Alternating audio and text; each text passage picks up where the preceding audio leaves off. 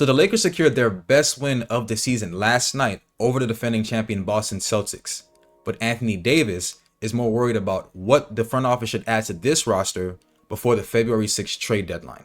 Now, there's been a lot of discussion recently about the Lakers' approach leading up to the deadline, as it was reported on Tuesday that people around the NBA have the sense that the Lakers are more likely to either stand pat or make a half-measured trade rather than go all in by using their 2 first-round draft picks in 2029 and 2031 to facilitate a deal. And just like that, reports came out saying LeBron James and Anthony Davis are growing concerned about the Los Angeles Lakers' ability to make significant roster upgrades with their available players and first-round picks to maximize their time together, according to Shams Charania. And they both also expressed that they want the franchise to make moves to contend for a championship, with the co-stars believing the Lakers are potentially a piece or two away. And Anthony Davis didn't hold back, as he had a sit-down interview with ESPN's Shams Charania and spoke about what he feels the front office should add to this roster. Check out the clip. What more can be done with this roster? Are you satisfied with the roster? Do you feel like you guys need some more here?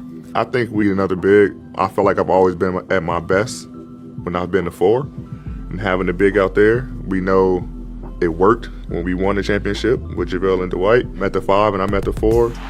This historic. And he even doubled down on his comments in the interview and elaborated to reporters after last night's game. So the reporter says here to AD, it says, "You told Shams that you think this team still needs another big. Along those lines of urgency, there's a couple weeks until the deadline. Is part of that urgency showing the front office a championship is attainable? Do you feel urgency on that front as players?" AD says, "I mean, we always want to have a championship mindset. We always want it to be attainable. I think our front office is obviously working. Rob is working on trying to better the team. But for us, it's about going out and playing. Whether something happens or not, we have to go out and compete with whatever it is in the locker room. Just like we did tonight. We're going to go on the Grammy trip. Not sure what's going to happen. I know he's always working on the phones and stuff like that. But at the end of the day, we can't try to wait on anything. We got to go out and compete and do what we got to do to win basketball games." The reporter asks, "What do you feel like is the biggest advantage for you at the 4 versus at the 5? On which end?" I think, yeah, this is what he said. Davis replied, "On which end?" And then the reporter says, "Either both." Then AD says, "Well, defensively, just bringing another big out there. We've seen it with Jackson. We're a little bit more disruptive.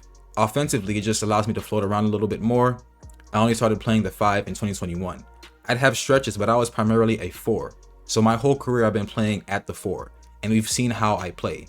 I just feel a little bit more effective at the 4. I mean, playing at the 5 has its advantages and disadvantages, but the front office knows that. I've told them that every year.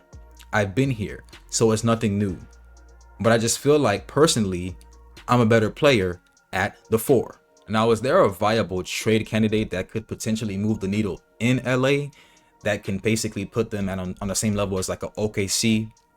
That remains to be seen. But in my opinion, the West doesn't look too strong right now. You have the Houston Rockets, who are playing some great basketball. They're playing amazing basketball, but they're still a young, untested playoff team. You have the Dallas Mavericks, who are dealing with injuries. Derek Lively's out, Luka Doncic out.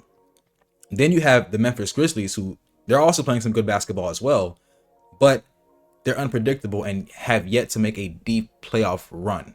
And then you have Denver, who has the best player in the world playing out of his mind, Nikola Jokic, along with Westbrook, who's also doing his thing. But I'm skeptical of the others, particularly Michael Porter Jr. and Jamal Murray. They've been inconsistent all year.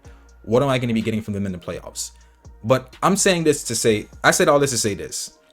For the Lakers, time is of the essence, because if they want to make any moves ahead of the deadline, they need, like, now is the time for them to act, because they have a little under 2 weeks to make something happen. Now, one of the most prominent trade targets for the Lakers has been Walker Kessler, who's currently playing for the Utah Jazz.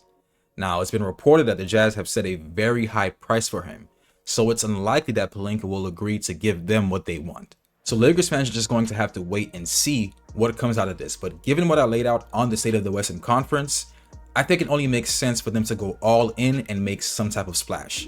But let me know what you guys think about this topic. Don't forget to like and subscribe to the channel, and I'm out.